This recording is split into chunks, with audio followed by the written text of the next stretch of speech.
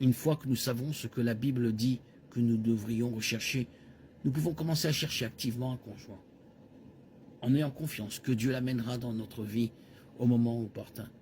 Si nous prions, Dieu nous guidera vers la personne qu'il a pour nous. Il est important d'attendre le Seigneur et de lui faire confiance. Proverbe 3,5. Fais confiance au Seigneur de tout ton cœur et ne t'appuie pas sur ta propre intelligence. Certains citent un verset de 1 Corinthiens 7 qui semble dire que nous ne devrions jamais chercher un conjoint. Le verset 27 dit « Es-tu célibataire? Ne cherche pas de femme. » Cela semble assez simple, mais le contexte fournit des informations supplémentaires importantes.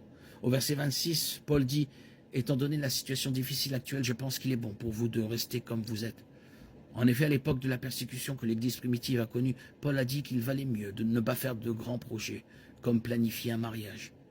La persécution frappe plus durement un couple marié, et c'est encore pire s'il y a aussi des enfants.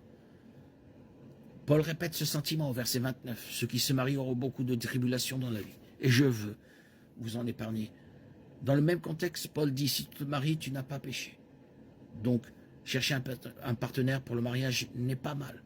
Bien sûr, il n'est pas conseillé de chercher un conjoint si la volonté de Dieu n'inclut pas le mariage. Parfois, Dieu appelle les gens à ne pas se marier du tout. 1 Corinthiens 7. Il y a des gens qui, à cause du royaume des cieux, ont renoncé au mariage. Jésus dit que celui qui peut accepter cela, l'accepte. Matthieu 19, 12. Dans ces situations, Dieu indique clairement que telle est sa volonté.